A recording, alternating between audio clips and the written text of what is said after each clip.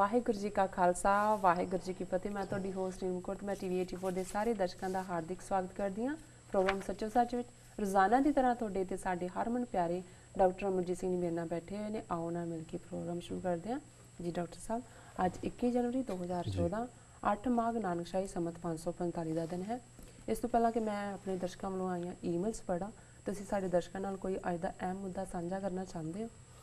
ਦੇਖੋ, ਅੱਜ ਦੀ ਅਹਿਮ ਖਬਰ ਖਾਸ ਤੌਰ 'ਤੇ ਜਿਹਦੇ ਬਾਰੇ ਮੀਡੀਆ ਦੇ ਵਿੱਚ ਅੱਜ ਪੂਰੀ ਚਰਚਾ ਹੈ, ਇਲੈਕਟ੍ਰੋਨਿਕ ਮੀਡੀਆ 'ਚ, ਪ੍ਰਿੰਟ ਮੀਡੀਆ 'ਚ, ਸਿਰਫ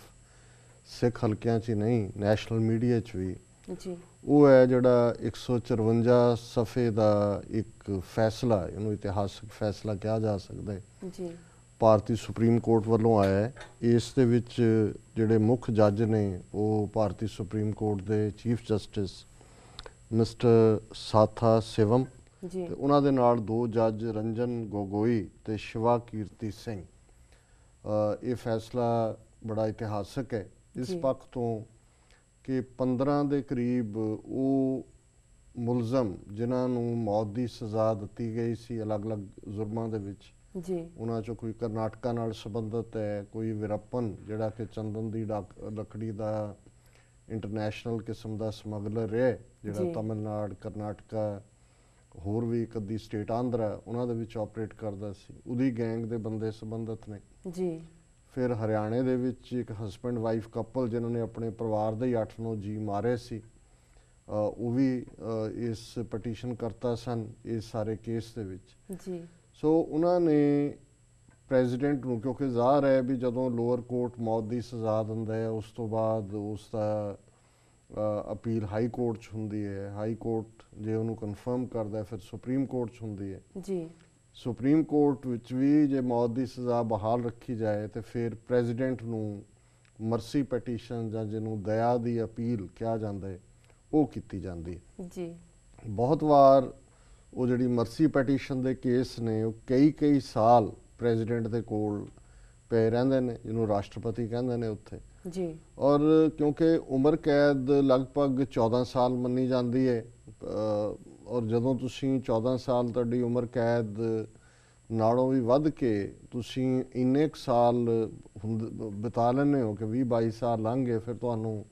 ਫਾਂਸੀ ਦਿੱਤੀ ਗਈ। ਤਾਂ ਇਹਦੇ 'ਚ ਜਿਹੜੇ ਐਕਸਪਰਟ ਨੇ ਉਹ ਕਹਿੰਦੇ ਨੇ ਕਿ ਵੀ ਇਹ ਕਾਨੂੰਨ ਦੀ ਖਿਲਾਫ ਵਰਜ਼ੀ ਹੈ ਕਿ ਇੱਕੋ ਵੇਲੇ ਹੀ ਦੋ ਸਜ਼ਾਵਾਂ,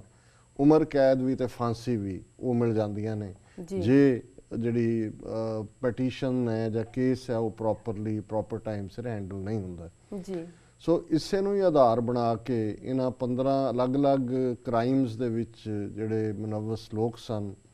ਉਹਨਾਂ ਨੇ ਪਟੀਸ਼ਨ ਜਿਹੜੀ ਹੈ ਉਹ ਸੁਪਰੀਮ ਕੋਰਟ ਦੇ ਵਿੱਚ ਕੀਤੀ, ਪ੍ਰੈਜ਼ੀਡੈਂਟ ਨੂੰ ਕੀਤੀ ਹੋਈ ਸੀ, ਉਹਦਾ ਫੈਸਲਾ ਨਹੀਂ ਸੀ ਆ ਰਿਹਾ। ਸੋ ਉਹਨਾਂ ਦੇ ਵਕੀਲਾਂ ਨੇ ਸੁਪਰੀਮ ਕੋਰਟ ਦੇ ਵਿੱਚ ਇਹ ਕਿਹਾ ਵੀ ਕਿਉਂਕਿ ਆਲਰੇਡੀ ਇੰਨੇ ਸਾਲ ਬੀਤ ਗਏ ਨੇ, ਰਾਸ਼ਟਰਪਤੀ ਨੇ ਸਾਡੀ ਮਰਸੀ ਪਟੀਸ਼ਨ 'ਤੇ ਫੈਸਲਾ ਨਹੀਂ ਦਿੱਤਾ ਹੈ, ਇਸ ਲਈ ਇਹਨਾਂ ਦੀ ਉਮਰ ਕੈਦ ਜਿਹੜੀ ਹੈ ਉਹ ਜਿਹੜੀ ਫਾਂਸੀ ਆ ਉਹ ਉਮਰ ਕੈਦ ਦੇ ਵਿੱਚ ਕਨਵਰਟ ਕਰ ਦਿੱਤੀ ਜਾਏ। ਜੀ, ਹੁਣ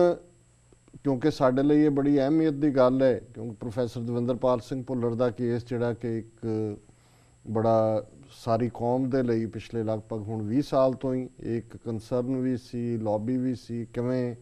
ਉਹਨਾਂ ਦੇ ਪਿਤਾ ਨੂੰ, ਉਹਨਾਂ ਦੇ ਮਾਸੜ ਨੂੰ, ਉਹਨਾਂ ਦੇ ਦੋਸਤ ਨੂੰ ਸੁਮੇਧ ਸੈਣੀ ਨੇ ਝੂਠੇ ਪੁਲਿਸ ਮੁਕਾਬਲੇ 'ਚ ਮਾਰਿਆ। ਜੀ, ਉਹ ਆਪਣੀ ਜਾਨ ਬਚਾਉਣ ਲਈ ਦੇਸ਼ ਤੋਂ ਨਿਕਲੇ, ਜਰਮਨ ਆਏ, ਜਰਮਨ 에ਅਰਪੋਰਟ ਤੇ ਗ੍ਰਿਫਤਾਰ ਕਰ ਲਏ ਗਏ, ਔਰ ਇਹਦੇ ਬਾਵਜੂਦ ਕਿ ਉਹਨਾਂ ਦੇ ਪਰਿਵਾਰ ਦੇ ਹੀ ਜੀ ਜਿਹੜੇ ਨੇ ਉਹਨਾਂ ਦੇ ਆਪਣੇ ਫਾਦਰ ਔਰ ਮਾਸੜ ਮਾਰੇ ਹੋਏ ਸੀ, ਫਿਰ ਵੀ ਜਰਮਨ ਗਵਰਨਮੈਂਟ ਨੇ ਉਹਨਾਂ ਨੂੰ ਡਿਪੋਰਟ ਕੀਤਾ। ਹਾਲਾਂਕਿ ਜਰਮਨ ਦਾ ਕਾਨੂੰਨ, ਕਿਉਂਕਿ ਜਰਮਨ ਯੂਰਪ ਦੇ ਵਿੱਚ ਹੈ,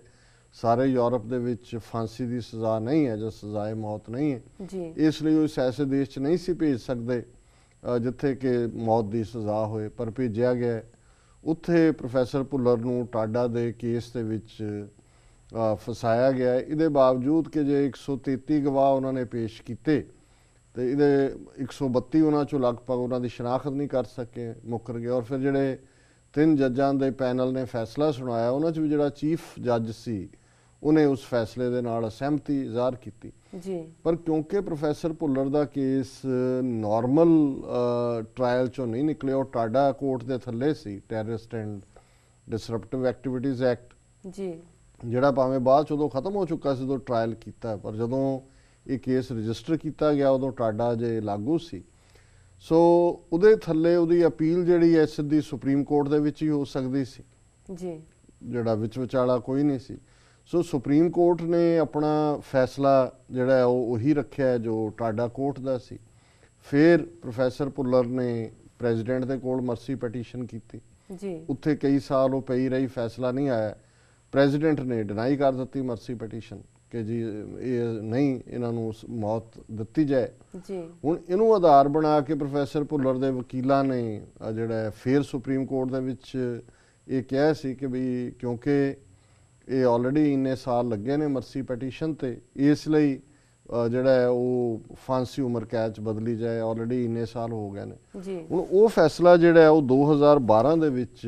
2 ਮੈਂਬਰਾਂ ਦੇ ਬੈਂਚ ਨੇ, ਜਿਨ੍ਹਾਂ ਦੇ ਵਿੱਚ ਜਸਟਿਸ ਸਿੰਘਵੀ ਔਰ ਜਸਟਿਸ ਮੁਖੋਪਧਿਆਣਾ, ਜੀ, ਜੀ, ਉਹਨਾਂ ਨੇ ਫੈਸਲਾ ਸੁਣਾਇਆ ਸੀ।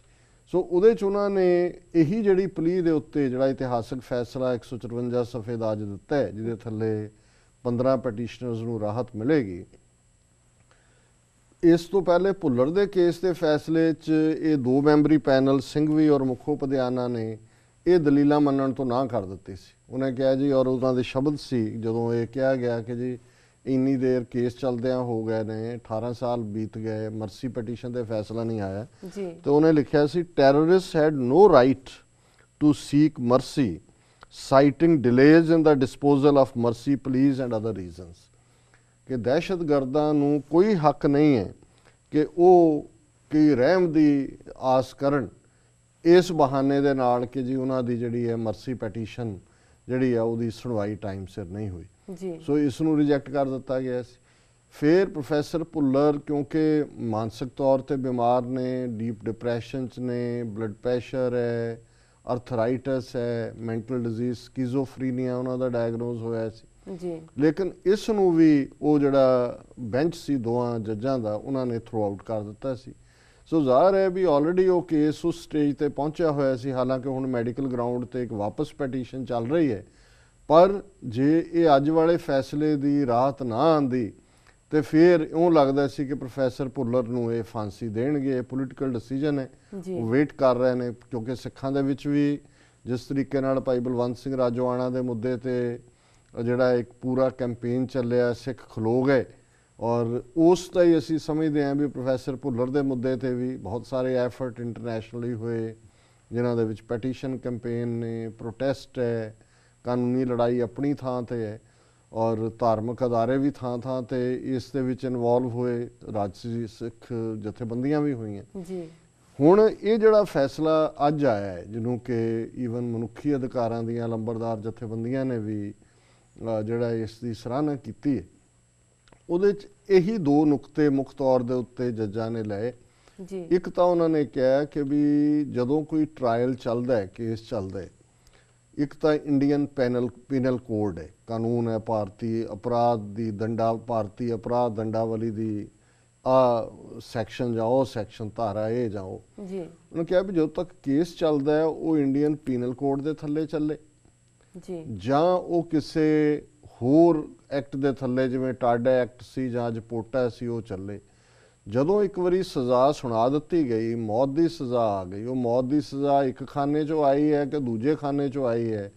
ਉਹ ਬਰਾਬਰ ਦੇ ਹੀ ਹੱਕਦਾਰ ਹੁੰਦੇ ਨੇ। ਜਿਹੜੇ ਵੀ ਰਾਹਤ ਮਿਲਣੀ ਹੈ ਉਹਦੇ 'ਚ ਤੁਸੀਂ ਇਹ ਫੈਸਲਾ ਇਹ ਨਹੀਂ ਲੈ ਸਕਦੇ ਪਲੀਜ਼, ਜਿਵੇਂ ਪਹਿਲੇ ਜੱਜਾਂ ਨੇ ਕਿਹਾ ਸੀ ਕਿ terrorist had no right to seek mercy. ਹੁਣ ਇਹ ਇੱਕ ਬੜਾ ਪੋਜ਼ਿਟਿਵ ਕਮੈਂਟ ਹੈ ਜਿਹਦੇ ਥੱਲੇ